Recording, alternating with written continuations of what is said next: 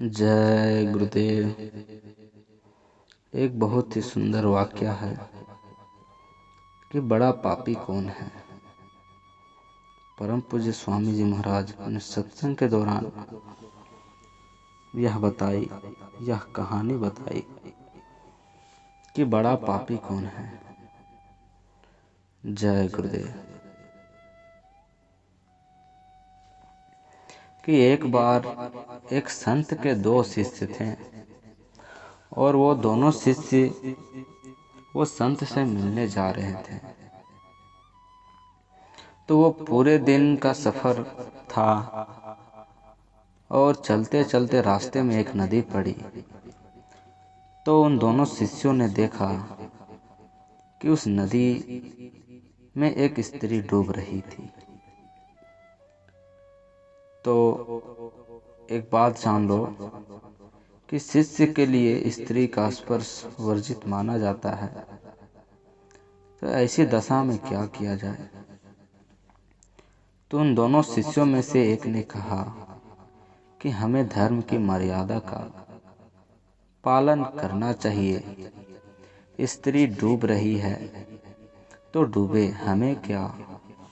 लेकिन दूसरा शिष्य अत्यंत दयावान था और उसने कहा कि हमारे रहते हुए इस तरह कोई मरे या तो मैं सहन नहीं कर सकता। इतना कहकर वह पानी में कूद पड़ा और डूबती स्त्री को पकड़ लिया और कंधे का सहारा देकर किनारे पर ले आया। उसे किनारे में लाने में कम से कम 15 मिनट तो लग ही गए होंगे। तो दूसरे शिष्य ने उसकी बड़ी प्रशंसा की और रास्ते भर वह कहता रहा कि मैं जाकर गुरु जी से कहूँगा कि आज तुमने मर्यादा का उल्लंघन करके कितना बड़ा पाप किया है। तो दोनों संत के सामने, संत के पास पहुँचे तो दूसरे शिष्य ने एक सांस में सारी बातें कह सुनाई, बता दी कि भंते, मैंने इसको बहुत रोका पर यह माना ही नहीं। यह बड़ा भयंकर पाप किया है इसने। तो संत ने उसकी बात बड़े ध्यान से सुनी। फिर पूछा कि इस शिष्य को उस स्त्री को कंधे पर बाहर लाने में कितना समय लगा होगा। कम से कम तो 15 मिनट लग ही गए होंगे। तो अच्छा। तो फिर संत ने पूछा कि इस घटना के बाद यहाँ आने में तुम दोनों को कितना समय लगा होगा। तो शिष्य ने हिसाब लगाकर बताया कि कम से कम लगभग तो 6 घंटे लग ही गए होंगे।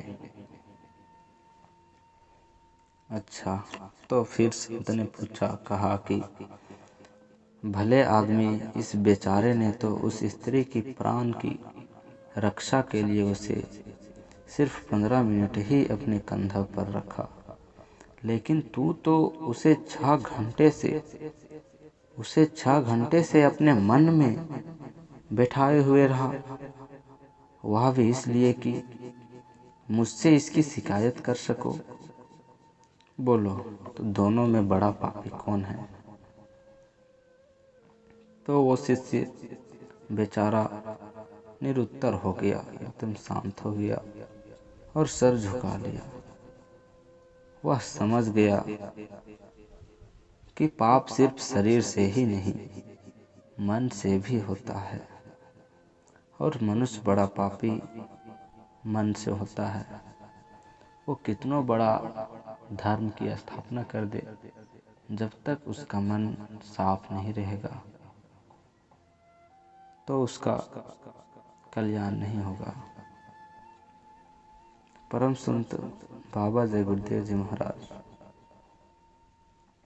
इन्हीं बातों को कहते हुए अपने